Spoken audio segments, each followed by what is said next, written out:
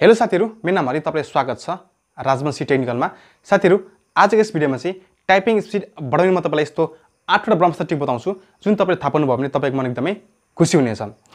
यस 8 वटा ब्रह्मास्त्र ट्रिक मध्ये एउटा ट्रिक चाहिँ मेरो हुनेछ भने बाँकी 7 वटा ट्रिक चाहिँ मेरो बेस्ट फ्रेन्ड सन्दीप राजबंशीको हुनेछ। सो यस भिडियो क्रेडिट चाहिँ मेरो बेस्ट फ्रेन्ड सन्दीप राजबंशीलाई जानेछ। जसको टाइपिङ स्पिडको कुरा गर्नुहुन्छ भने उसले चाहिँ प्रति मिनेट इंग्लिश टाइपिङ 140 देखि 150 आरामले टाइप गर्न सक्छ। मलाई थाहा छ तपाईहरु एकदमै एक्साइटेड हुनुहुन्छ, सो म तपाईलाई सुरुमा दुईटा चाहिँ एडभान्स लेभलको टाइपिङ ट्रिक दिनेछु, त्यसपछि म तपाईलाई क्रमशः बिस्तारै बताउँदै जानेछु। पहिलो रहेको छ दिमागले टाइप गर्नुस्। अब तपाई भन्नुहुन्छ होला सर यो कुन प्रकारको ब्रह्मास्त्र ट्रिक हो? म तपाईलाई पुरा डिटेलमा बताउँछु।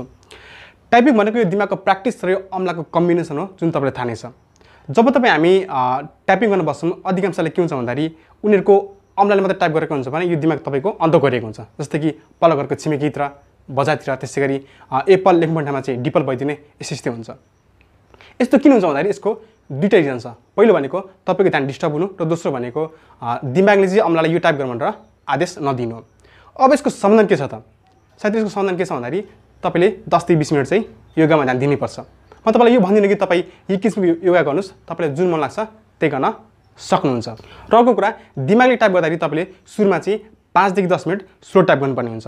मान्नु तपाईलाई CW काउन्ट टाइप गर्नुपर्ने छ भने तपाईले चाहिँ सुरुमा C टाइप गर भनेर दिमागले अम्लालाई आदेश दिनुस्। त्यसैगरी O टाइप गर भनेर दिमागले अम्लालाई आदेश दिनुस्। यसरी तपाईले W पनि गर्न सक्नुहुन्छ। हुन त यस ट्रिक धेरैलाई विश्वास लाग्दैन होला।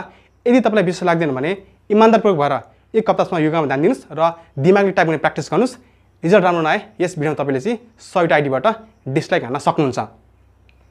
तपाई हेर्न सक्नुहुन्छ विभिन्न टाइपिङ एक्सपर्टको चाहिँ टाइप गर्ने तरिका उहाँहरुको चाहिँ यसरी गरिएको हुन्छ, यसरी गरिएको हुन्छ। उनीहरुले चाहिँ 1 सेकेन्डमा तपाईको 4 देखि 5 वटा वर्ड चाहिँ टाइप गर्न सक्छन्। साथीहरु, म यहाँ वर्डको कुरा गरेको छु न कि लेटरको कुरा गरेको छु। उनीहरुले 1 सेकेन्डमा 4 देखि 5 वटा वर्ड टाइप गर्नुको कमाल के भन्दाखेरि यही दिमागबाट टाइप गर्नु हो। त्यसैगरी दोस्रो रहेको छ ह्यान्ड एक्सरसाइज अन टेबल। अहिलेको समयमा धेरै ठुला युट्युबरले चाहिँ यस टपिकलाई आफ्नो भिडियोमा राइट वेमा कपी गरेका छन्। किनकि ह्यान्ड एक्सरसाइज टेबलमाथि गर्नु भनेको टाइपिङ स्पिड बढाउने एकदमै कायदा तरिका हो। मलाई फेसबुकतिर धेरै मेसेज आउँछ कि सर टेबलमाथि ह्यान्ड एक्सरसाइज गर्दा त अम्लाहरू निकै दुख्दा रहेछ नि। ए भाइ, बिना दुःखको के काम छ? छैन नि। सो सुरुमा चाहिँ टेबलमाथि ह्यान्ड एक्सरसाइज गर्दाखेरि अम्लाहरू दुख्छ, त्यसपछि बानी पर्छ, दुख्न छोड्छ। सुरुमा मैले पनि ह्यान्ड एक्सरसाइज गर्दाखेरि चाहिँ यो अम्लाहरू एकदमै रातो भएको थियो, तर अहिले चाहिँ सब ठिक छ। अब ह्यान्ड एक्सरसाइज गर्ने सही तरिका के छ त? मान्नु तपाईलाई this is the first time I was so excited type गर्नुपर्ने छ भने तपाईले चाहिँ अम्लालाई चाहिँ टेबलमाथि राख्नुस् र टाइप गर्नुस् this is the first time भन्दै गर्न सक्नुहुन्छ। त्यसैगरी त्यस्तो रहेको छ body state and hand position. Typing गर्ने समयमा बडी स्टेट हुन एकदमै आवश्यक छ। कोही चाहिँ के गर्छ भन्दाखेरि पुरा यसरी टाइप गर्छन् भने कोही चाहिँ पुरा यसरी टाइप गर्छन्। हैन भाइ, तपाईलाई के कुपोषण लागेको हो र? कुपोषण लागेको भने जानुस् तपाई डाक्टरकोमा। यदि तपाईलाई टाइपिङ स्पिड बढाउनु छ भने तपाईले बडी स्टेट बनाउनु पर्ने हुन्छ। यो सँगै म ह्यान्ड पोजिसनको पनि कुरा राख्न चाहन्छु। टाइपिङ गर्ने समय साथीहरु यो ह्यान्ड पोजिसनले पनि निकै इफेक्ट पार्छ। म चाहिँ स्क्रिनमा तपाईको लागि ह्यान्ड पोजिसनको चाहिँ पिक्चर राखिदिन्छु, तपाई सोही अनुसार गर्न सक्नुहुन्छ। त्यसैगरी चौथो रहेको छ की रिमेम्बर। तपाई हामीले छिटो टाइप गर्न नसक्नुको मुख्य जड यही नै हो। मैले पनि ग्यारेन्टीको साथ भन्न सक्छु कि अल्फाबेट A देखि Z सम्मका अक्षरहरू कुन अम्लाले टाइप गर्छ भन्ने कुरा 100 मा 90% मान्छेलाई थाहा छैन। जबसम्म तपाईलाई चाहिँ अल्फाबेट A देखि Z सम्मका अक्षरहरू चाहिँ कुन अम्लाले टाइप गर्छ भन्ने कुरा तपाईलाई थाहा हुँदैन, तबसम्म तपाईको टाइपिङमा चाहिँ स्किल डेभलप हुँदैन। म स्क्रिनमा फोटो राखिदिने छु, तपाईले स्क्रिनशट लिन सक्नुहुन्छ। यसमा तपाईले 500 दिन समय दिनुभयो भने की रिमेम्बर भइहाल्छ। त्यसैगरी पाँचौं रहेको छ किबोर्डको बटनहरुको नाप लिनुस्। तपाई हामीलाई थाहा नै छ कि मानिसहरुको औला कसैको लामो हुन्छ, कसैको छोटो हुन्छ। जसको अम्लाहरू लामो रहेको छ उहाँलाई टाइपिङको समय त्यस्तो कुनै पनि समस्या फेस गर्नु पर्दैन भने जसको अम्लाहरू छोटो रहेको छ उहाँलाई चाहिँ टाइपिङ समयमा केही समस्याहरू फेस गर्नुपर्ने हुन्छ। जस्तो कि 1 देखि 9 सम्मका अक्षरहरू, कन्ट्रोल बटनहरू, त्यसैगरी ट्याब बटनहरू टाइप गर्न एकदमै गाह्रो हुन्छ। अब यसको समाधान के छ त? साथीहरु, यस्तो अवस्थामा तपाईले चाहिँ मैले कति नाप्ले भने चाहिँ 1 देखि 9 सम्मका अक्षरहरू चाहिँ हात उठाएर टाइप गर्न सक्छु, मैले कति नाप्ले भने चाहिँ कन्ट्रोल बटनहरू चाहिँ हात उठाएर टाइप गर्न सक्छु भन्ने कुरा चाहिँ तपाईले याद गर्नुपर्ने हुन्छ। सुरुमा याद गर्न गाह्रो हुन्छ, तर बिस्तारै बानी पर्दै गयो भने पछि चाहिँ याद गर्नु पर्दैन। यसबाट फाइदा के छ भन्दाखेरि साथीहरु तपाईले 1 देखि 9 सम्मका अक्षरहरू, त्यसैगरी कन्ट्रोल बटनहरू, त्यसैगरी ट्याब बटनहरू चाहिँ बिना गल्तीमा टाइप गर्न सक्नुहुन्छ। त्यसैगरी अर्को रहेको छ इम्प्रुभ एक्युरेसी। अब कुरा यो हुन्छ कि एक्युरेसी कसरी इम्प्रुभ गर्ने। साथीहरु यसमा म तपाईलाई दुईटा टिप्स दिनेछु जसले गर्दा तपाईले चाहिँ आफ्नो टाइपिङ स्पिडमा चाहिँ एक्युरेसीलाई 99% 100% पुर्याउन सक्नुहुन्छ। पहिलो रहेको छ टाइपिङको प्र्याक्टिस गर्ने समयमा कहिले पनि ब्याक स्पेसको प्रयोग नगर्नुस्। यसले तपाईको चाहिँ टाइपिङ स्पिड घटाउँछ।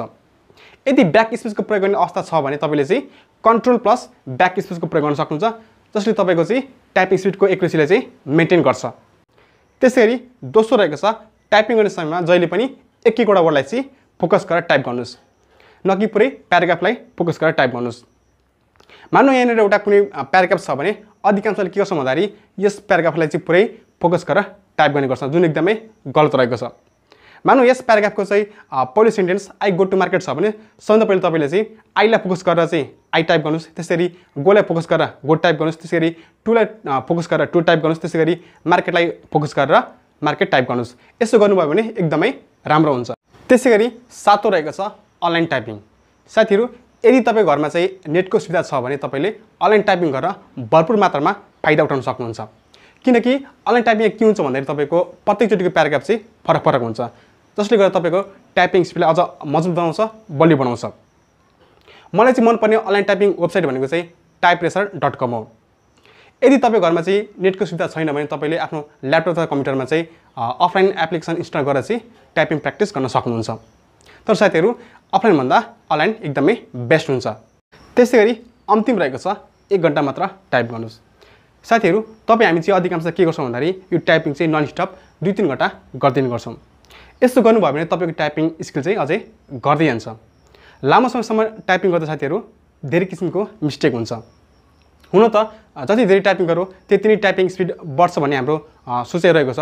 तर साथीहरु एकै समयमा धेरै टाइप गरेर टाइपिङ स्पिड बढाउने कुरा साथीहरु टाइपिङमा भने लागू हुँदैन। यो कुरा मेरो जीवनमा पनि लागू भएको छ। म चाहिँ के गर्थेँ भन्दाखेरि 1 घण्टा टाइप गर्थेँ अनि छोडिदिन्थेँ अनि फेरि केही समय पछाडि टाइप गर्न बस्थेँ।